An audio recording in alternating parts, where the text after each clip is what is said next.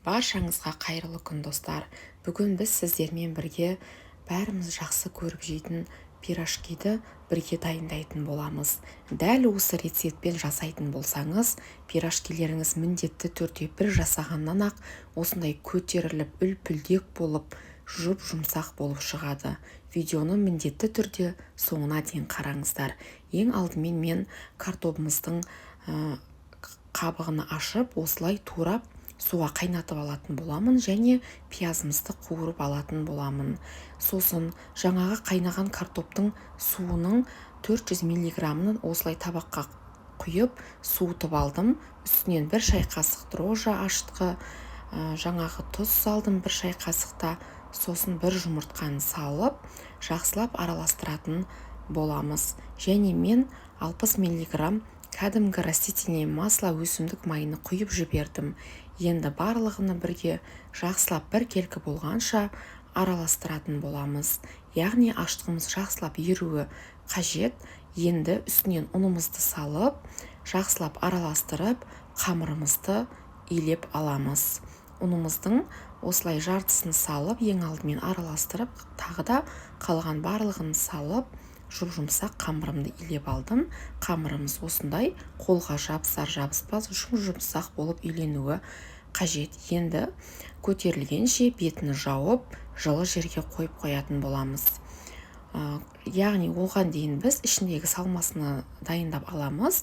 Мен жаңағы картобымыздың үстінен бір шай қасықта тұз, қара бұрыш және жаңағы қуырып алған пиязымызды салып алдым.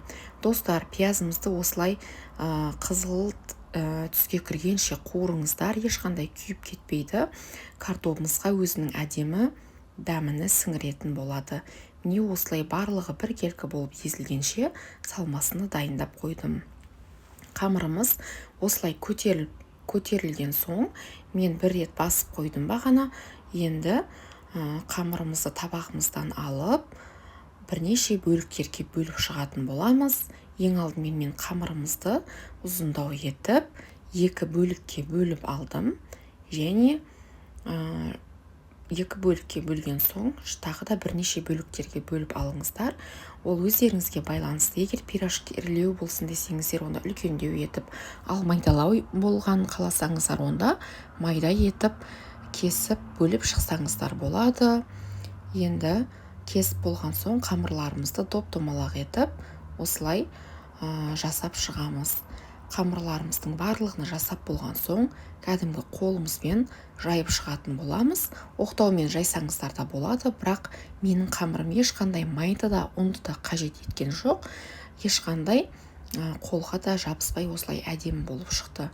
Енді араларына картоптарымызды салып, осылай пирожкилерімізді түйіп, әдемілеп жасап, үстін бір-екі рет басып қойсаңыздар жеткілікті.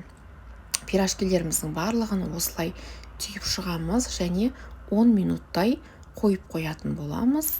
Яғни пирожкилеріміздің барлығыны түйіп болған соң, міндетті түрде 7-10 минуттай қойып қойыңыздар. Яғни пирожкилеріміз тағы да сәл көтеріліп тұрады.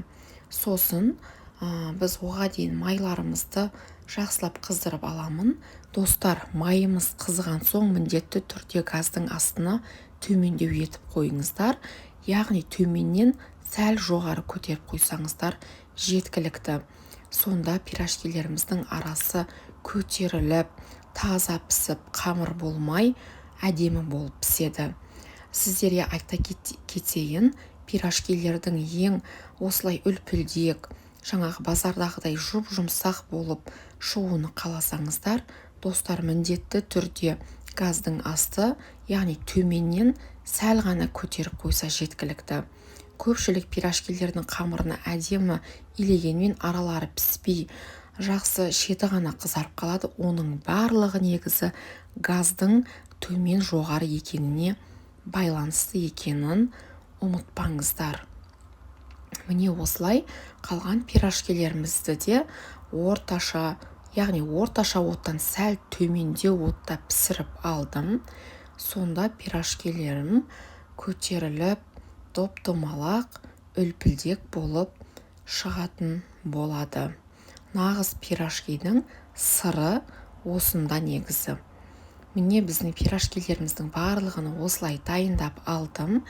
Менің пирожкилерім дайын. Міндетті түрде осы рецептпен жасап көріңіздер. Сіздерге ұнайтынына сенімдімін. Ең оригинал, ең шынайы рецепттердің бірі осы.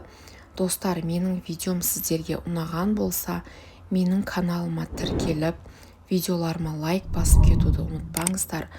Алдында сіздерді бұдан да күшті рецепттермен бөлісетін боламын. Сіздерге ас болсын.